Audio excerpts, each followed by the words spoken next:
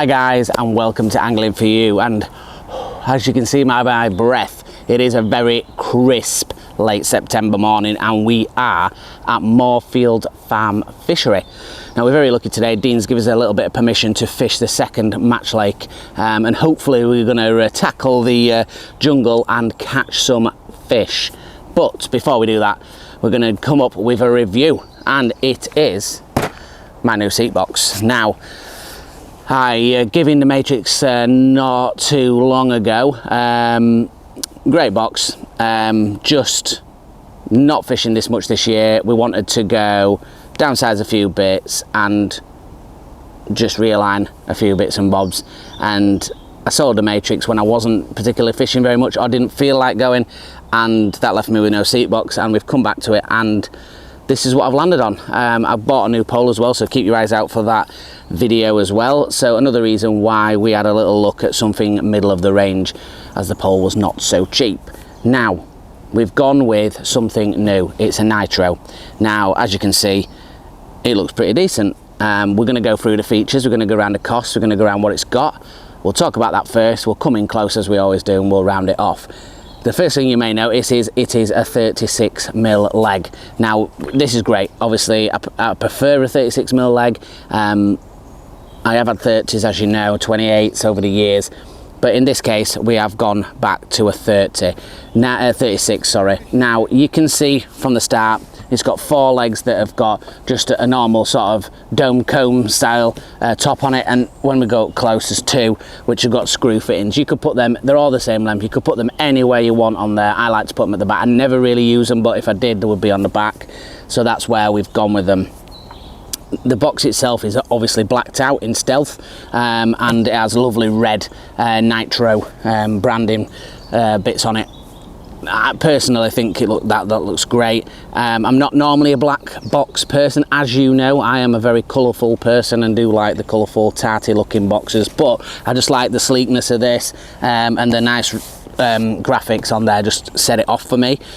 So we'll jump straight into price. They're ranging online from about $325 to $350 depending on where you get it from. Now there's pros and cons to every box, and obviously I have fished with it once, and today I thought we'll get the camera out and give it a little film. Now pros straight away. In fact, you know what, we'll do cons that I've noticed with it, and there's not many. The first one is the legs do mark. I've noticed that in putting them in iodized. They're not, I don't think they're iodized, they're more painted. I've seen some people online where they've moved things up and down and they've marked the legs. Now I won't do that. I'll adjust from the bottom, so it won't be a problem for me for marking. And I use the Ventilite trays, which just literally clip round, they don't slide up and down, and I loosen my fastenings to slide, so it's not really a problem. But I do feel like, I say this every time, but I am going to keep the box, so it's not really a big deal. So that's that. That's one of the negatives. The other one, it could be a pro or a con depending. The clips do feel quite soft, like you would break them, but apparently, having done a bit of research and listening to a few people, they've been done that way so that they're not, ironically, the easier to break. They're just more flexible, so it stops them from getting brittle when they're cold. So hopefully that's the case. The other thing is the footplate. It is a really nice, comfortable footplate. I have no problems with it, but it is a little bit on the old-fashioned side. It'd be good if it had a plastic coating across the sort of cross beams, but again, it's not a problem, and I'm going to be keeping it, so it don't really matter if it scratches a little bit, and there's a couple of little marks there already, but no dramas really. Now the only last negative, and it's not really a negative because you can get the dividers, is in the drawers. They don't come with dividers. That's no dramas. You can buy dividers to fit in it, and the depth of the drawer to me outweighs the negative of it not having a divider. And within this bracket you sort of would expect that. Even when you buy the Z36s at nearly 700 quid, I had to buy the dividers separately. It's only really like the Matrix that came with that, and the Prestons, but so that's it. That's the negatives. They're gone. Positives. I feel like the stance is decent. It's not too wide, but it's wide set. The seat is beautiful. I don't know if it's gel or not, but it's super soft, not too soft but not too firm, which is great. Another disadvantage of the Matrix is the seats are pretty hard on there. It comes with a nice strap, which we'll show you when we get in closer, which fits here in down the guiders, but they're clipped together in just sort of a normal like luggage clip, which I thought was quite cool instead of the carabiners. The side drawers, you can spin them either way you want them round, which is good, and they are quite a deep drawer. There's 2 of those as well, magnetic bottoms. Mine look like chaos because I've got no dividers in, but there's a lot of space in there. In the top, I've got my rigs, and underneath the 2 sets of drawers at the bottom there is another one, again, to put more rigs if you want to. But that does lead me on to, sorry, a lasting negative, depending on what you do. I don't do a lot of match fishing anymore, so it's not really an issue for me, but if you are match fishing, it doesn't come with anything underneath, so you wouldn't have any additional rig trays. I mean, you could slide a generic rig box under there, so you could have all your rigs as normal, and then just slide the box in there while you're fishing, but it wouldn't have anything to go on. It's just effectively a void. But the positive to that is if you're a pleasure fisherman, or you want to stick a bait tubs under there, or a ground bait bowl if you're fishing with ground bait, or a paste or whatever, you could do that.